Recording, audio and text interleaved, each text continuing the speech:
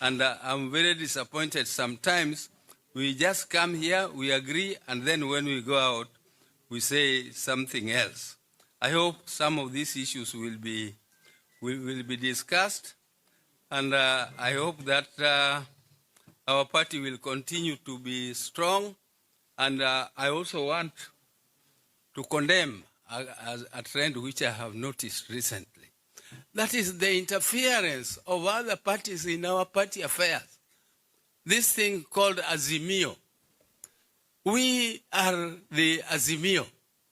The majority, the strongest party in Azimio was ourselves as ODM. There is nobody who can make a decision in Azimio without concurrence of ODM. And you cannot purport to appoint a new leader of Azimio, excluding and bypassing this party called ODM. If the ODM has not agreed, then there is nothing like a resolution of Azimio. And in fact, Azimio was dead when ODM left it. We left it a long time ago. It is only a formality which we have not performed and which we are going to perform very soon. We are going to exit that moribund organization called Azimio. So somebody should not be floating something which is moribund, he knows he is dead, and you are raising the dead from the grave. We are going to move out of it. Why is President William Ruto more worried about one senator than the entire opposition combined? While the old guard of ODM is busy sipping tea in the cabinet, Edwin Sifuna has become the most dangerous man in Kenya. Today, we expose the secret plan to remove him and why his exit could be the final nail in the coffin for the Orange Party. Wamenisema, wameniwekea mitego, wamenipangia hila, wanahubiri amani huku wakininolea visu.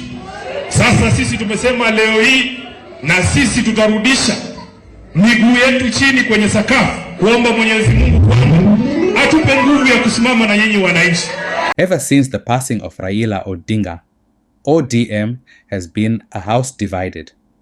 On one side, you have the old guard, leaders like Oburu Oginga, John Mbadi, and Gladys Wanga, who believe the only way to survive is to marry into Ruto's government. But there's a problem. Edwin Sifuna, as Secretary General, he holds the instruments of power. He is the gatekeeper. Ruto needs ODM to officially sign a 2027 coalition deal. But Sifuna has vowed to resign before he ever put pen to paper for Ruto.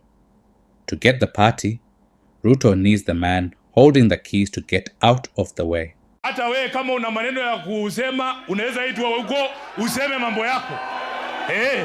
Enda pia wewe ujieleze. Kama hauna namba ya Ivono Kwara sema saa hii nikupatie. Hao watu siku ile wataniambia Sifuna, sasa wewe umeanza kuwa na maadili tofauti na chama. Nitawaachilia hii kiti bila fujo. Nimesikia Sifuna anaongea na nguvu. Wakati unaongea mambo yangu Sifuna, ujue mimi ndio mwanzilishi wa ODM. So unaenda polepole kidogo. Yes. Sisi ndio tulianza hii kitu. Ama namna gani? Na unajua ukinisukuma sana nitaitisha mkutano ya founder members ya ODM. Si ndio? Unajua tukiitisha hiyo mkutano tunaweza kufanyia discipline sisi ambao tulianza chama. Si ndio? So twendeni mosmos. Ruto's 2027 strategy is simple. Total control of Western Kenya. He's already brought Mudavadi and Wetangula into the fold. But look at what happened last week in Busia. Wetangula was heckled while Sifuna and Babu Owino were treated like heroes. Saima wone barabara virano ino. Chitrakta chili khaba pelam. Wewe kijana nyamaza. Sai barabara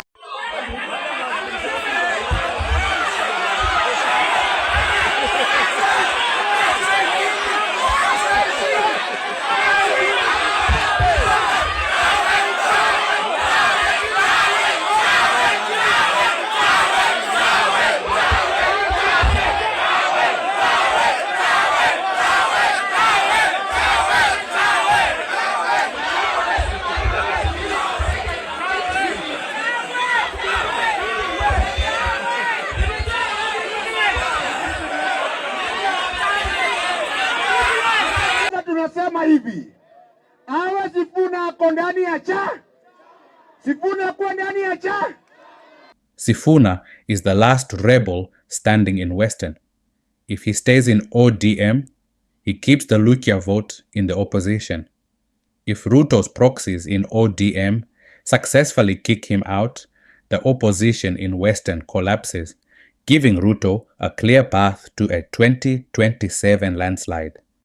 Kama wewe ni rais na lazima uambiwe ndio ufanye kazi yako, wewe toka, tuweke mtu mwenye anajua ile kazi ilimtuma kwa hiyo ofisi. Na ndio kwa maana mimi nimeshaamua. Wewe kama hujaamua hiyo ni yako na nakuheshimu. Lakini mimi nishaamua Ruto lazima akule one time na aende nyumbani. Wale wanasema two term tunawaheshimu, si ndio?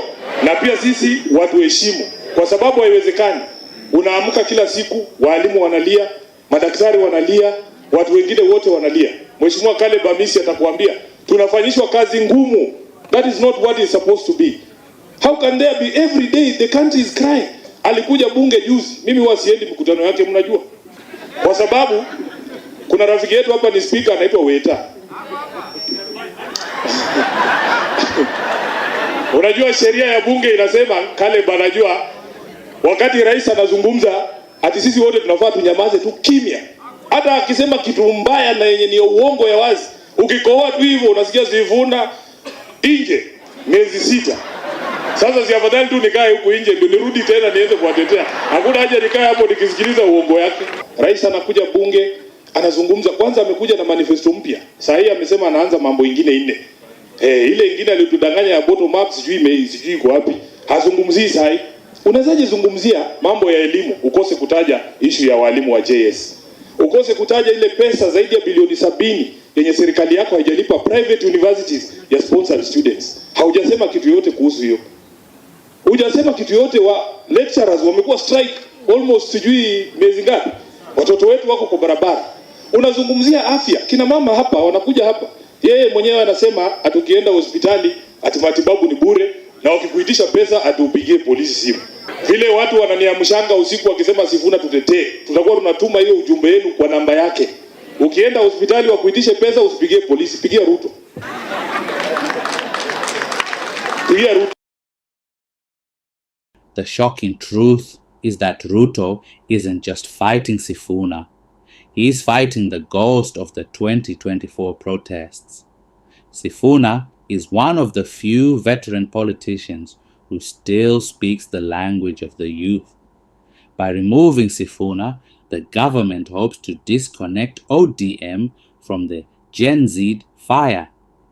Without Sifuna, ODM becomes just another old tribal party that young people will ignore. If today you decided that you want to storm State House, one day we cannot stop you. How? How does it stop you? So what we are saying is this.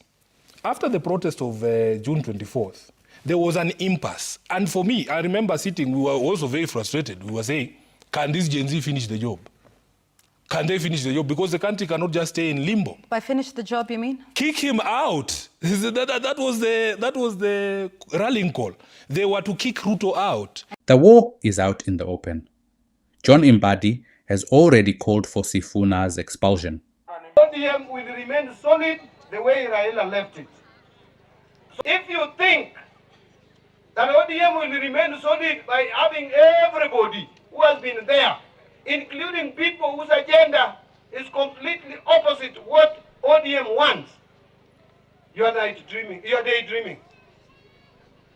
You must allow some people to exit ODM at this stage. If someone does not want to agree with ODM policies, with the policies that spelled out by the party leader after convening Central Committee meeting, that person should be left to go, so that we can see how many people he's living with. Someone like Sifuna will not remain in ODM because already is conflicted. Oburu Oginga says Sifuna is confused, but the ground says something else. If Sifuna goes, he won't go alone. He'll take the youth, the Western vote, and the party soul with him. Is this the end of ODM, or the birth of Sifuna's own presidential journey? What do you think? Is Sifuna a traitor to the party or the only one keeping it alive? Drop a comment below. Are you Team Sifuna or Team Broad-Based?